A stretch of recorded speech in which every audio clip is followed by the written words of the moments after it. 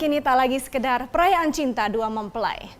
Tingginya gengsi untuk merayakan pesta pernikahan yang berkelas membuat para pelaku bisnis wedding organizer pun semakin tertantang. Dalam episode Platinum kali ini, saya Olivia Marzuki akan berbagi informasinya untuk Anda dan juga sisi premium dari Indonesia dan mancanegara.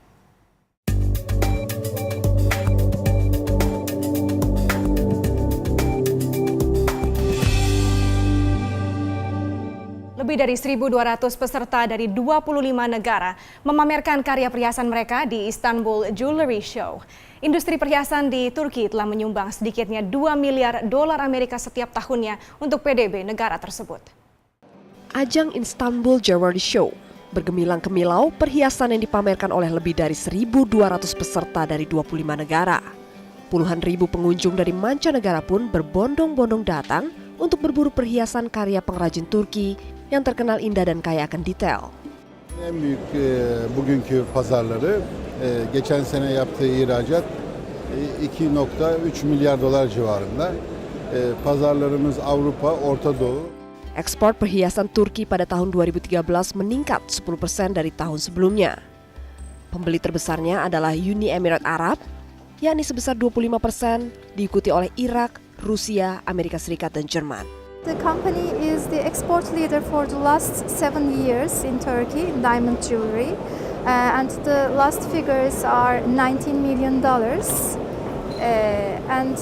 Our main buyers are from Middle East, also America, United States, and Europe.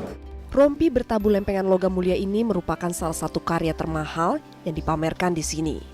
Harganya adalah 500.000 dolar Amerika atau sekitar 5,7 miliar rupiah. You see, we have an armor here.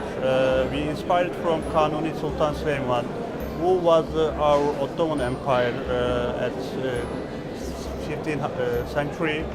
The weight is around 10 kg and the value is around $500,000.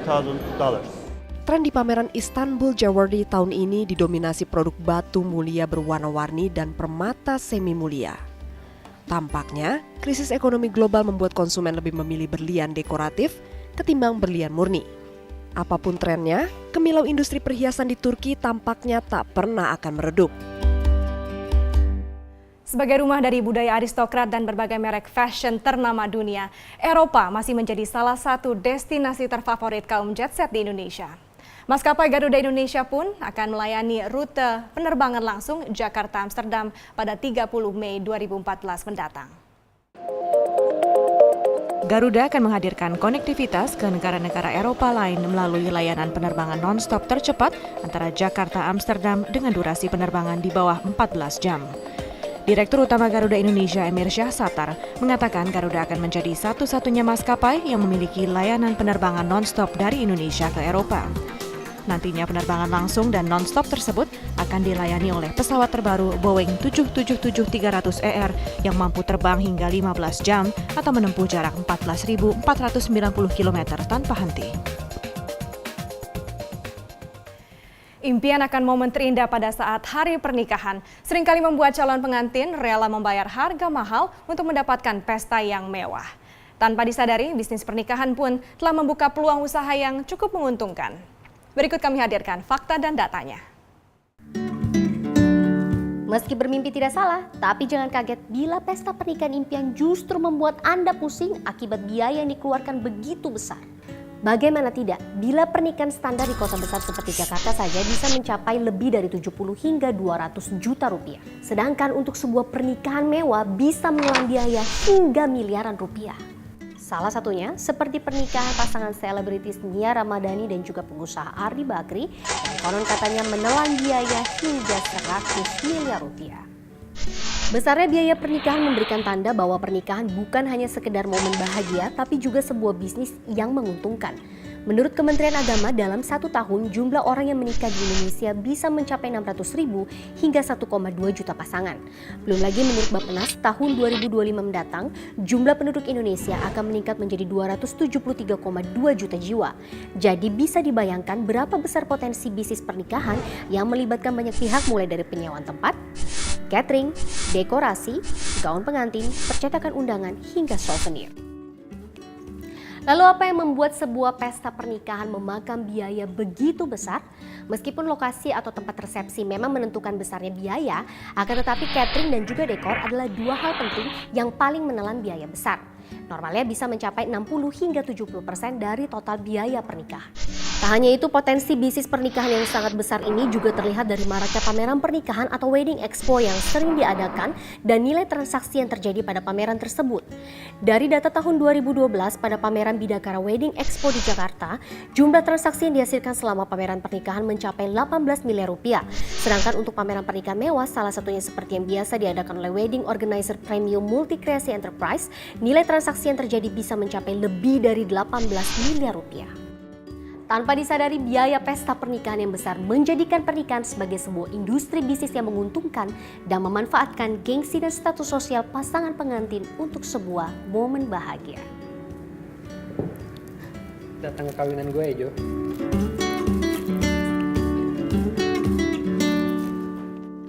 Platinum akan kembali sesaat lagi dengan berbagai cerita dari pelaku bisnis high-end wedding organizer di Indonesia.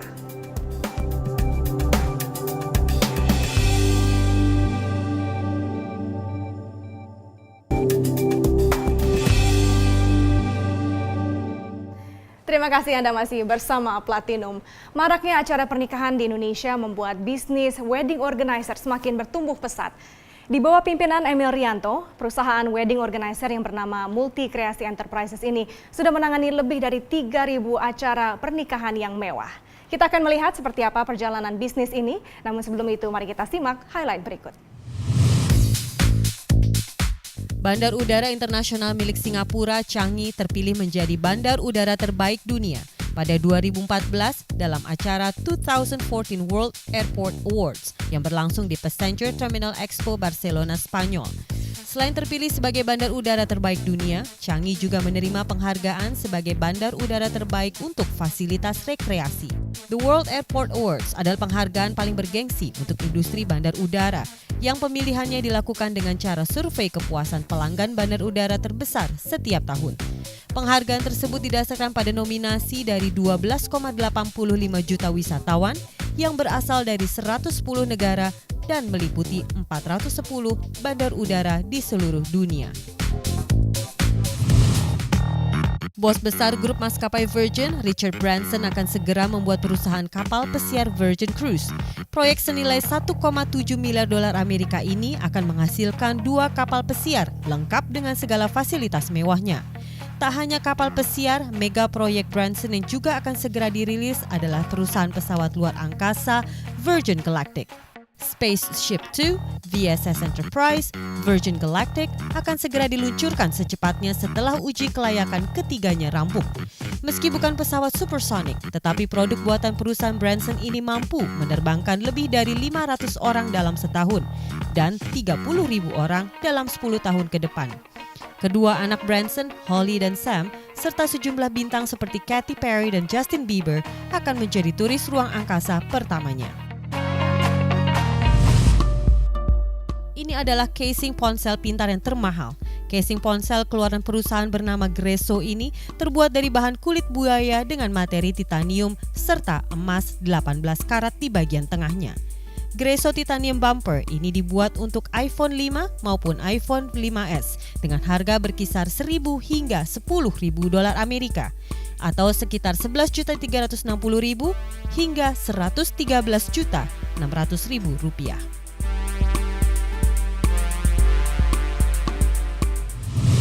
Italia dan mode adalah dua hal yang sulit dipisahkan.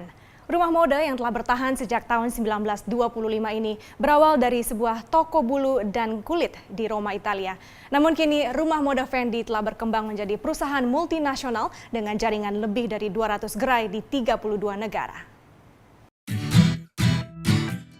Pada 1925, dua warga Italia membuka sebuah toko kulit dan bulu di Roma. Mereka adalah Edoardo dan Adele Fendi. Bisnis ini kemudian diturunkan kepada 5 putri mereka, dan disinilah kisah Fendi dimulai. Di bawah pengawasan mereka, perusahaan tumbuh menjadi merek multinasional. Meski demikian, mereka mendapat bantuan dari Karl Lagerfeld. Pada 1965, sebagai seorang desainer muda, ia bergabung dengan Fendi. Karl memperbarui rancangan produk berbahan bulu yang khas dan merampingkannya dengan teknik baru. Kolaborasinya dengan rumah mode itu berlanjut hingga kini. Tetapi dibutuhkan seorang Fendi untuk menciptakan satu produk Fendi yang paling sukses sepanjang masa. Diciptakan pada 1997 dan dikembangkan hingga 1000 produk. Tas baget diciptakan oleh Silvia Venturini Fendi. 4 tahun kemudian, perubahan terbesar dalam sejarah Fendi. Perusahaan barang mewah asal Perancis LVMH membeli 90% saham Fendi. Perusahaan dijalankan oleh CEO Pietro Beccari. Silvia Fendi masih menjadi direktur kreatif aksesoris dan busana pria. Dengan generasi yang lebih muda, perusahaan masih terikat dengan nilai keluarga dan warisan yang kuat.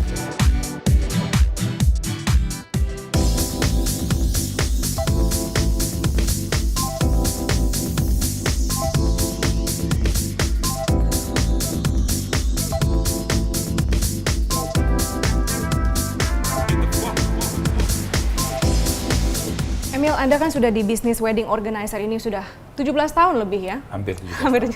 Seperti apa Anda melihat perkembangan dari bisnis wedding di Indonesia sendiri? Bisnis wedding di Indonesia ini selalu ada perkembangan yang sangat maju banget di dalam bisnis wedding ini ya.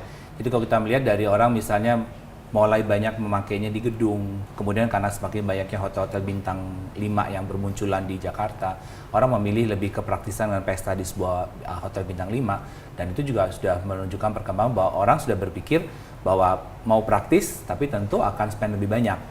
Gitu. Jadi itu sudah menjadi satu perkembangan yang belakangan kita lihat bahwa orang lebih memilih untuk berpesta di hotel-hotel bintang 5. Seperti apa biasanya profil-profil klien Anda? Mereka ada yang datang dari kalangan elit politik, ada dari pengusaha papan atas, ada dari beberapa artis juga, dari kalangan atas juga ada. Kebetulan ada beberapa artis yang mereka sudah menikah dengan pengusaha, sehingga itu berada dalam satu level tertentu gitu. Dan dari situ Anda menciptakan sebuah acara pernikahan yang wah. Kalau kita mengatakan sebuah pernikahan yang wah, itu sebenarnya adalah satu hal yang sangat luas sebetulnya. Dari bagaimana dia memilih tempat, bagaimana dia memilih dekorasi yang akan dia pakai, bagaimana dia menyajikan makanannya, baju yang dia pakai, itu menunjukkan bahwa satu pernikahan ini masuk dalam kategori wah atau tidak. Ada kalanya orang mengatakan, saya ingin sesuatu yang lebih simple elegance. Orang selalu mengatakan kalau pesta yang wah itu pasti pestanya heboh, dekorasinya berat sekali. Tapi dengan yang simple namun elegance, tapi karena kebetulan misalnya dia mendatangkan pendukung acaranya itu dari luar negeri, itu secara tidak langsung akan menjadi satu pernikahan yang cukup wah di dalam segi dia harus mengeluarkan berapa besar uang untuk acara itu. Siapa contoh artis-artis yang sudah pernah tampil di pernikahan Indonesia? Kita pernah melihat ada Il Divo muncul di sini, kita pernah melihat ada Incognito muncul di sini, Lisa Stansfield, Bob Bryson, nah seperti itu. Seperti apa sih tren dari wedding party belakangan ini di Indonesia? Terutama dari kalangan kelas atas. Betul, kalau dari kalangan atas sebetulnya mereka sekarang lebih ke kualitas ya. Jadi mereka lebih memperhitungkan kualitas sebuah acara. Jadi bukan kuantitas dari jumlah tamu. Mereka ingin sekarang merasa lebih nyaman. Tamunya juga merasa lebih comfortable, bisa ngobrol. Kadang-kadang kalau satu pesta terlalu banyak orang, mereka sudah tidak bisa menikmati lagi suasananya juga. Meskipun yang dibuat itu dekorasinya sangat mewah, tapi mereka sudah tidak bisa melihat kemewahan itu karena sudah tertutup dengan begitu banyaknya orang. Mungkin ada pengalaman di luar kota-kota besar seperti Jakarta. Mungkin ada pernah menangani proyek yang sangat menantang? Proyek sangat menantang karena saya harus menyelenggarakan sebuah event di pulau terujung Indonesia, yaitu di Irian Jaya, di Papua. Kita menyelenggarakan sebuah pesta pernikahan, harus menjadi sebuah pesta pernikahan yang bagus, menjadi sebuah pesta pernikahan yang bisa dikenang oleh semua orang, tapi dengan daerah yang fasilitasnya yang benar-benar kita harus berjuang. Dan itu menjadi satu tantangan tersendiri bagi kita. Dan ternyata pesta itu berlangsung dengan bagus, dan orang merasa ternyata di daerah yang orang selalu bilang bahwa daerah Papua, daerah tertinggal, ternyata tidak. Mereka ternyata bisa juga menyelenggarakan sebuah pesta yang bagus. Tempat terpencil tapi pesta mewah tetap bisa Anda kerjakan. Ya.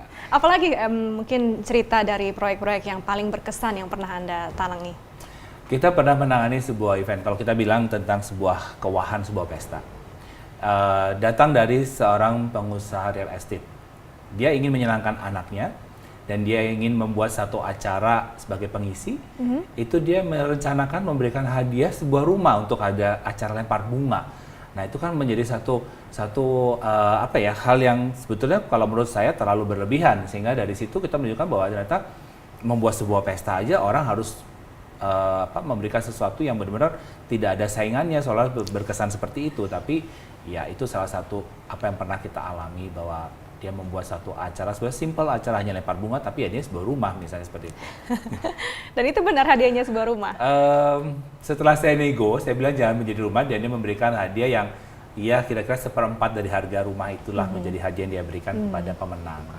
Tapi untuk membuat impian itu jadi kenyataan pasti kan ada harganya ini. Ya. Berapa harga termahal yang pernah dibayarkan oleh seorang klien untuk pesta pernikahan? Kalau berbicara mengenai berapa harga termahal dalam hal ini, sebetulnya kita tuh tidak dalam satu part bahwa pengeluaran dia sebesar ini, kami punya penghasilan sebesar ini. Tapi selalu yang kita berikan adalah sesuatu hal yang masih reasonable untuk mereka dapatkan.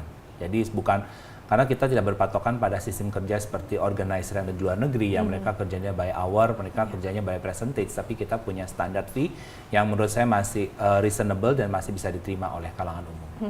Untuk mendapatkan pesta pernikahan yang wah, berapa minimum yang harus mereka siapkan dananya? Dengan mereka memilih hotel bintang 5, kita sudah bisa melihat bahwa paling tidak mereka mesti menyiapkan uang minimal sekitar mungkin 2 miliar untuk persiapan acara ini.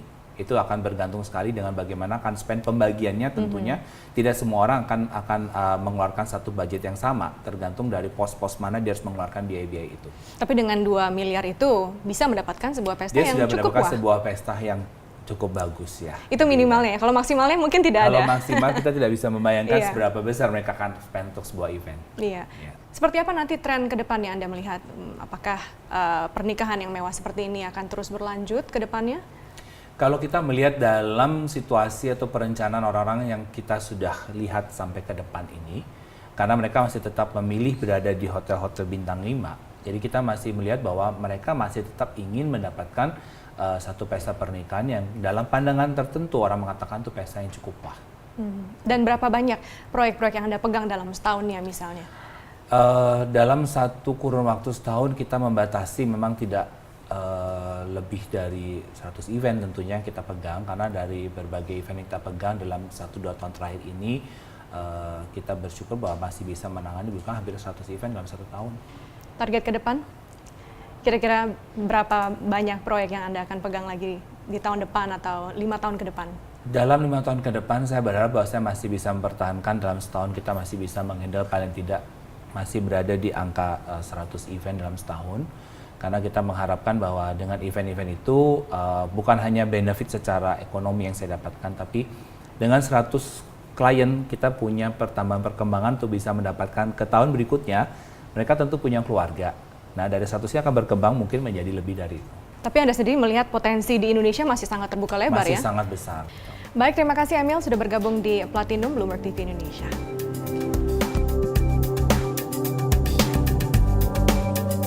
Tetaplah bersama Platinum karena kami masih akan kembali dengan berbagai informasi lain dari mancanegara.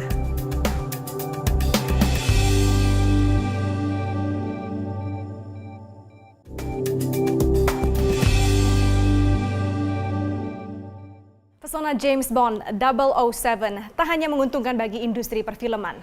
Mobil-mobil canggih yang selalu digunakan dalam setiap aksinya ini menjadi daya tarik dalam pameran di London Film Museum. Berikut laporan dari Angus Bennett, London.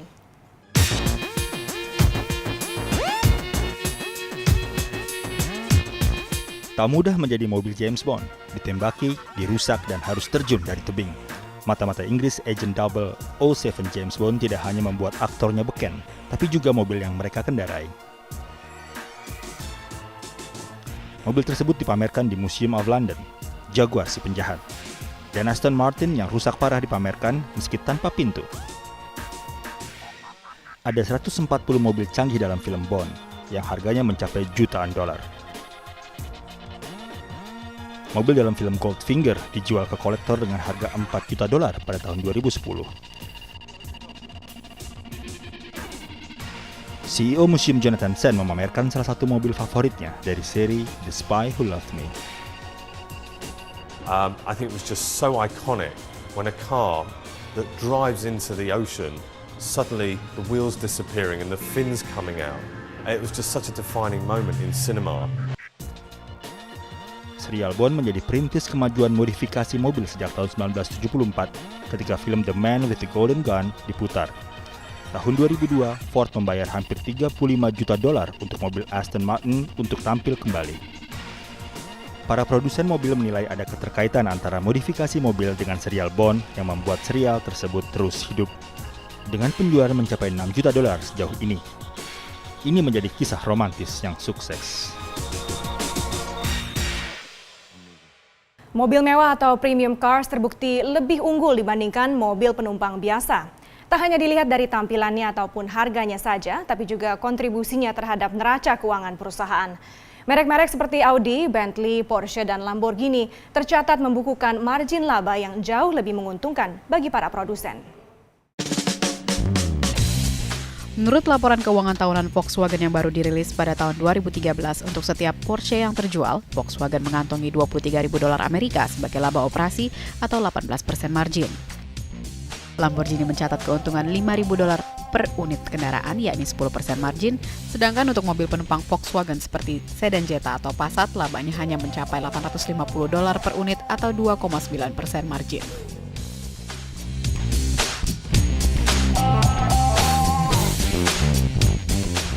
Menurut manajemen Volkswagen, laba di segmen mobil mewah lebih menguntungkan bagi perusahaan, disebabkan karena pola membeli konsumen yang tidak sensitif harga dan rela membayar harga tinggi untuk mobil bermerek.